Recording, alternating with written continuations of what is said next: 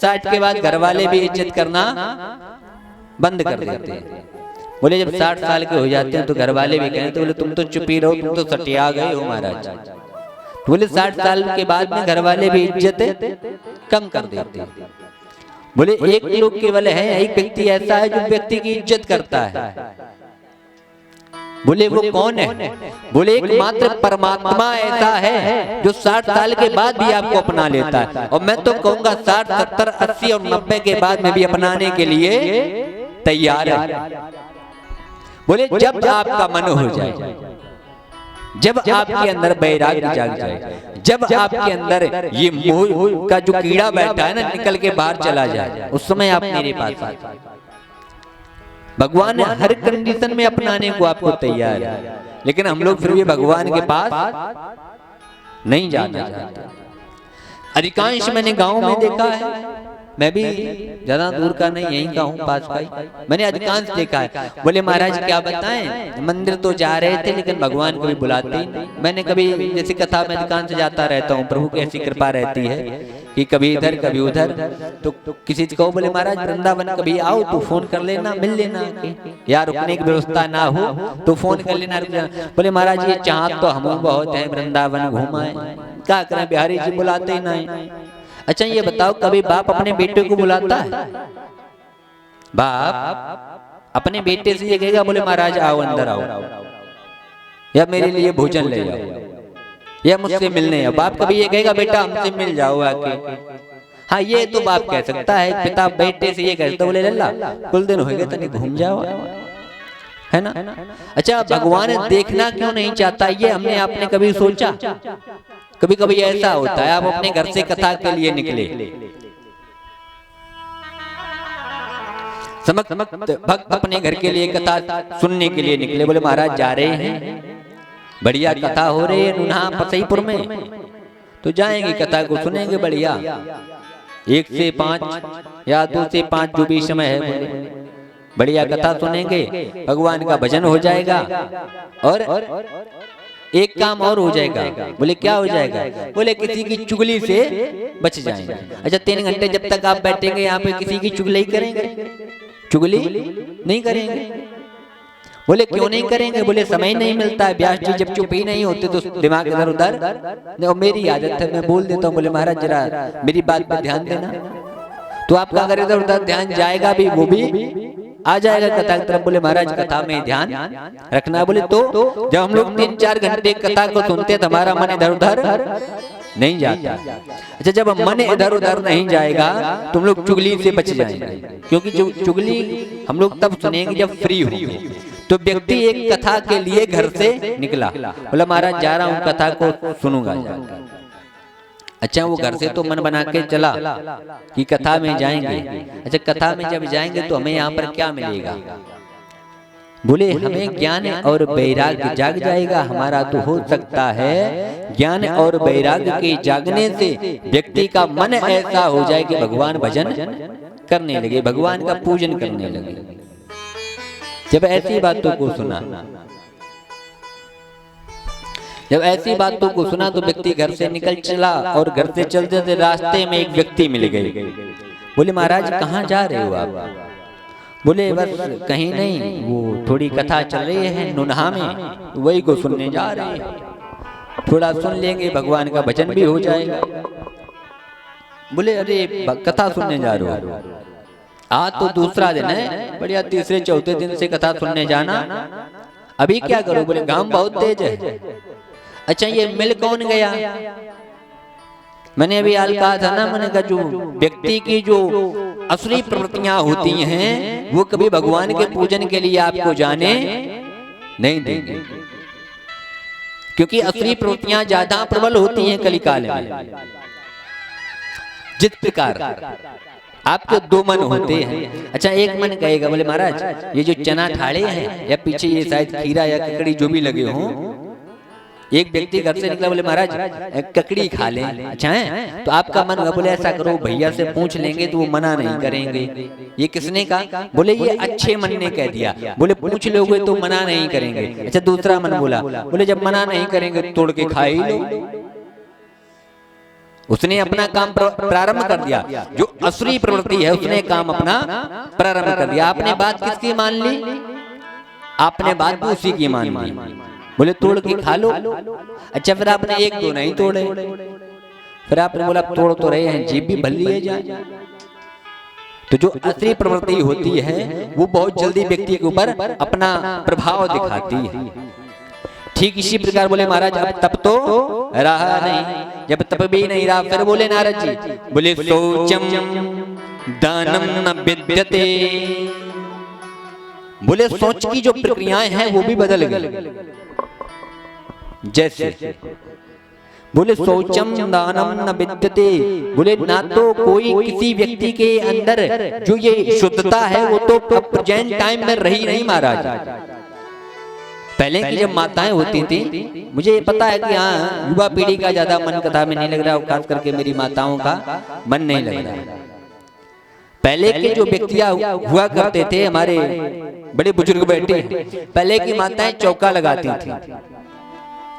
चौका लगाया जाता था तो चप्पल हमारे हिसाब से कम आधा किलोमीटर दूर रखी जाती थी और आटे से चौके में लाइन कर दी जाती थी। बोले इसके इधर तुम नहीं आओगे, वहीं से रोटी बन रही वो आपको दी जाएगी।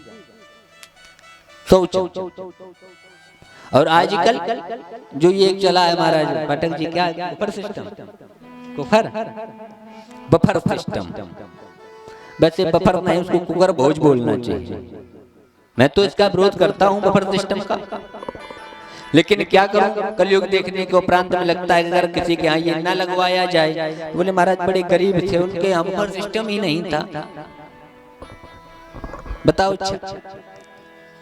अच्छा उसमें होता क्या है बफर सिस्टम में? आदमी के लिए जानवरों की तरह से नानियां भर दी गई, कटोरे क्या बोलते उसको, मैं तो पढ़ा लिखा नहीं हूं। अच्छा आदमी एक हाथ से महाराज खाता जा रहा है, उसी हाथ से परसता जा रहा है, तो शुद्धता कहां रही? चप्पल पहन के आप भोजन कर रहे हो, शुद्धता है? कहीं शुद्धता नहीं दिख रही है। और उसे तो ढील ही दो।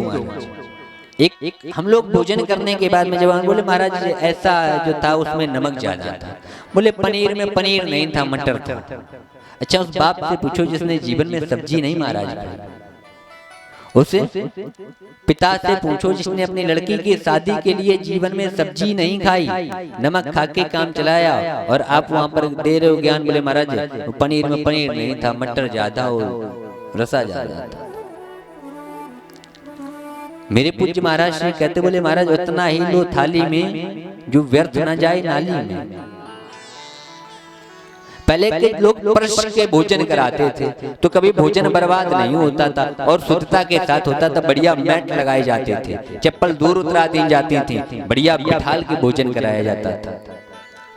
आजकल तो चाहे जितना बड़ा आदमी आ जाए वो भी प्लेट, जैसे स्टेशन पर लोग प्लेट नहीं ले लेते, बोले महाराज उसको प्लेट दे दी जाए, पहले सम्मान के, बोले महाराज आ गए भोजन, अब आ जाओ चाहे चले जाओ। एक प्लेट आपको दे दी गई, नीचे टिश्यू पेपर लगा के दे दिया गया, बोले जाओ पूरे में मांगते जाओ खाते जाओ।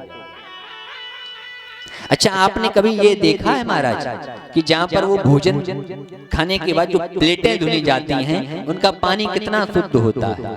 कभी देखा?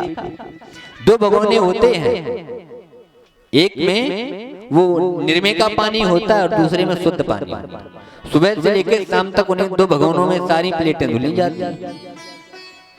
अच्छा प्लेट भी अगर आप लोग कभी व्हाइट रुमाल लेके जाना, प्लेट लेना, उसका प्लेट में एक बार रुमाल घुमा देना, पूरा रुमाल पीला हो जाएगा।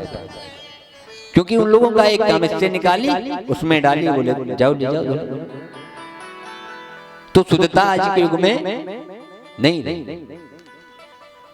तो मैं निवेदन करूंगा माताओं से विशेष करके, अभी हम और हमारे दिवेश भैया पाठक जी और संदीप भैया, सर्वेश चाचा कथा चल रही थी। गांव का नाम तो नहीं लूंगा, हो सकता है भैया डाल दें उस गांव के, इनके साइट जुड़े हुए यूट्यूब पे, तो बेवट्टे में कहा महाराज जी गांव की बेइज्जती कर रहे हैं। तो माता जी ने निमंत्रण किया, बोले महाराज भोजन करने आपको आना है। तो हमने लोगों से पूछा, हमने महाराज चलोगे क्या? सब लोग बोले महाराज अगर किसी ने बुलाया है तो जाना चाहिए, मना नहीं करना चाहिए। तो मेरा अपना जो निधि है तो मैं जल्दी जाता नहीं किसी के यहाँ, क्योंकि मुझे जो भोजन की शुद्धता है वो हर किसी के यहाँ पसंद नहीं आता। क्योंकि आप चप्पल पहन के वो बाद में कहोगे बनाओगे पूड़ियाँ, और जैसे आपसे कोई कह दे बोले महाराज बोले पंडित जी तो खाने वाली चप्पलें हैं, ऐसा होता है। जैसे अभी हम लोग जहाँ भोजन करने गए थे वहाँ माता जी बड़ी शुद्धता से भोजन बना रहे थे। आज निमंत्रण था कहीं केशमपुर में, तो उनका भाव भी हमको अच्छा लगा और भोजन कराने का तरीका भी अच्छा लगा। अच्छा आपके यहाँ कोई पहुंचे बोले महाराज भोजन करूंगा, अच्छा हमारा मन है भाव आपका भी है मन हमारा भी, आप चप्पल पहन के आ जाओ, बोले लो महाराज भोजन करो।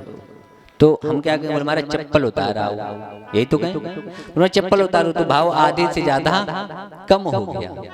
अच्छा भाई आप बिना चप्पल के बोले महाराज भोजन कर लो, तो भोजन भले ही ना अच्छा बनाओ, जब भोजन कराने वाले के भाव अच्छे होते हैं तो भोजन भी अच्छा होता है।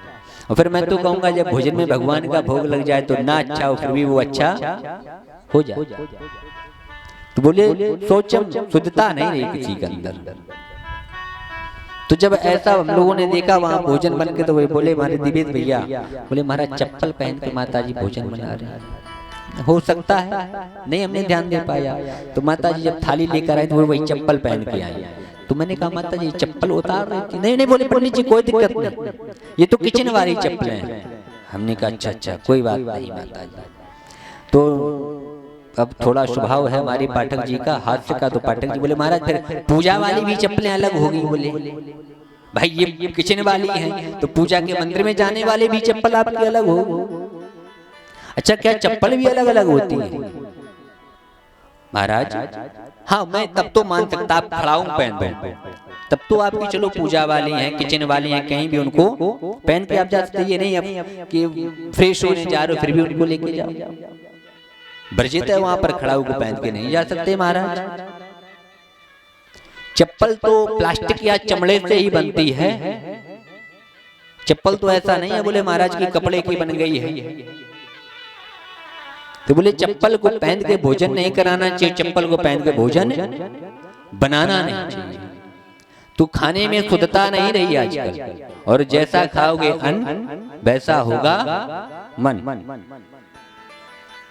आजकल लड़कों का मन किसी कार्य में क्यों नहीं लगता है? बोले जब बनाने वाले का भाव ही नहीं भोजन में है। पहले की माताएं जब भोजन वो बनाती थी तो भगवान का भजन करती थी, राधे गोविंद किया करते थे। कोई अतिथि आता था तो बोले महाराज राधे राधे सीताराम, और आज की माताएं बोले हाय हेलो कैसे आए, what are you doing, English to English बात हो रही है। पहले सीताराम चलता था, हाय हेलो चलने लगा महाराज। तो पहले भोजन बनाते समय माताएं भगवान का वंदन किया करती थी, सुबह जब झाड़ू पोछा करती तब भगवान का नाम लिया करती थी। और आज तो कोई कुछ करना ही नहीं चाहता बोले महाराज, तो शुद्धता भी नहीं दिख रही है। दानम न विद्यते, और नारद जी कह रहे सनकादियों मैंने देखा कहीं दान भी नहीं हो रहा है, दान का भी पतन हो गया है। जैसे आप भागवत करा रहे हो, अच्छा एक व्यक्ति अपने घर से रुपए लेके निकला, बोले महाराज 5000 रुपए हम भागवत जी पे अर्पण करेंगे, हम भागवत जी में चंदा देंगे 5000 रुपए का। तब तक रास्ते में एक महाशय मिल गए, बोले महाराज 5000 क्यों चंदा दोगे? बोले कल से हम सुन रहे हैं कापी में चंदा इतना बोल रहा है, 1-1.5 लाख रुपए तो चंदा हो ही गया है। बोले तुम 5000 क्यों दोगे? बोले 500 बहुत है। ऐसे ऐसे लोग मिल जाते हैं। बोले चंदे की आवश्यकता ही नहीं, दानम न विद्यते। एक व्यक्ति ने दान दिया, मेरे गुरु जी एक बड़ी सुंदर कथा कहते, बोले महाराज एक व्यक्ति ने दान दिया और दान देने के बाद में उसने उसमें लिखवा दिया, बोले महाराज गुप्त दान। अच्छा अच्छा, तो उसने लिखने वाले ने डायरी में लिखा कि 5000 रुपए गुप्त दान। अच्छा उसके मन में लगी रही, बोले गुप्त दान अभी लोग समझ नहीं पाए दान दिया किसने। बोले ऐसा करो, वो लिखने वाले के पास फिर पहुंचे, बोले ऐसा करो अब उसमें ये बोल दो, बोले महाराज जिन्होंने 5000 रुपए का दान दिया है वो प्रेजेंट टाइम में यही मंच के आसपास लगे या कथा को सुन रहे हैं। अच्छा फिर उसने बोलने वाले ने मैक से बोला, बोले महाराज जिस व्यक्ति ने 5000 का दान दिया है वो हमारे भागवत पंडाल में श्रद्धालुओं के साथ बैठकर कथा का रसास्वादन कर रहा है। अच्छा मन में फिर विचार आया, बोले महाराज अभी भी किसी ने नहीं समझा। अच्छा फिर उठ के गए लिखने वाले के पास, बोले महाराज एक बार ये बोल दो, बोले जो कथा को जिस व्यक्ति ने 5000 का दान दिया है वो लाल कलर की टी शर्ट पहन के आपकी कथा में भागवत का रस स्वादन कर रहा है। अच्छा लिखने वाले ने फिर वही बोल दिया, बोले महाराज जो 5000 रुपए का अभिदान दिया गया है, एक श्रद्धु भक्त लाल टी शर्ट में बैठे हुए कथा का रस स्वादन कर रहे हैं। अच्छा इतने भी दान देने वाले को तसल्ली नहीं मिली, बोले तो दान नहीं दिया जा रहा, ढिंढोरा पीटा। अच्छा फिर वो पहुंचा बोलने वाले के पास, बोला महाराज ऐसा करो एक बार ये बोल दो, बोले जिन्होंने दान दिया है वो यहीं लाल वाली कुर्सी पर हमसे 4 कुर्सियां छोड़ के बैठे हैं। अच्छा फिर उसने देखा कि 4 कुर्सी उधर भी लाल टी शर्ट में बैठे हैं व्यक्ति, 4 कुर्सी इधर भी लाल टी शर्ट में बैठे हैं। बोले ये भी बात नहीं बन रही। अच्छा बोलने वाले ने पुनः बोल दिया। अच्छा फिर बोलने वाले के बाद जब दोबारा बोले महाराज ऐसा करो आप अपना नाम ही हमें बता दो, हम वही बोल दें, जब बुलवाना सब कुछ आपको है तो हम लोग दान देते तो हैं, दान में भी हम लोग ढिंढोरा पीटते हैं, जिस प्रकार हम लोग मंदिर बनवा रहे भैया। अच्छा किसी ने कहा बोले महाराज हम दान में पंखा देंगे, तो पंखे में उन्होंने नाम लिखवाना प्रारंभ किया, अपने बाबा का, पर बाबा का, अपना, नाती का, नातिन का, और जितने घर में बंधु हैं उनका, और जो स्वर्ग लोक में है उनका। अच्छा जब यहाँ पंखे की बटन दबाई गई तो पंखा जब यहाँ घूमा तो स्वर्ग लोक और नरक लोक में बैठे हुए पूर्वज भी वहां घूमने लगे। अच्छा पूर्वज ने देखा, बोले महाराज भूकंप कहाँ से आया? देवता बोले महाराज भूकंप नहीं आया, ये तुम्हारे घर वालों ने दान का जो ढिंढोरा पीटा है, जो दान देने के बाद पंखे में आपका नाम गुदवाया है, उल्टे लटकाए गए वहां पंखा चलाएगा, इसलिए यहाँ पर भूकंप आया। तो दान की ये स्थिति हो गई, दान देंगे तो लेकिन बोले ढिंढोरा पिटवाएंगे। तो दान की स्थिति ऐसी नहीं होनी चाहिए कि दान देने के बाद ढिंढोरा पीटा जाए। दान का मतलब होता है सीधे हाथ से दिया जाए तो डेरे हाथ को पता ना पड़े, डेरे हाथ से दिया जाए तो सीधे हाथ को पता ना चले। राजा हरिश्चंद्र जब दान को दिया करते तो कभी देखा नहीं करते हमने किसको दान कितना दे दिया और किससे हमें क्या प्राप्त हुआ। उन्होंने तो सपनों में चाबियां दे दी थी, और सुबह जब संत मांगने आए तो उन्होंने सुबह चाबियां दे दी। बोले सपने में दान दिया तो दिया, और अगर दिन में दिया तो दिया। बोले सब वैसे अगर सच पूछा जाए तो जगत भी सब सपना ही है महाराज। अच्छा ये हमें कब लगता है जगत सपना है? ये हमें कब लगता है जगत सपना है? बोले जगत हमें तब सपना लगता है जब हमारे अपने हमारी बात को नहीं मानते, तब हमें ऐसा लगता है बोले जो जगत है ना ये सारा सपना है। जब फिर आपको लगता है बोले कोई मेरा लड़का नहीं, कोई मेरी पत्नी नहीं, कोई मेरी बेटी नहीं, आपकी अभी तबीयत खराब हो जाए, आप अपनी बच्ची को फोन करो, वो कह रहे पिताजी हम अभी नहीं आ पाएंगे, थोड़ा घर में काम है। अच्छा आप अपने बच्चे को फोन करो, वो कहते पिताजी मैं अभी नहीं आ पाऊंगा, वो मेरा बिजनेस है, छुट्टी नहीं मिल पाएगी। अच्छा फिर आपको क्या लगेगा? बोले महाराज जगत में कोई अपना नहीं।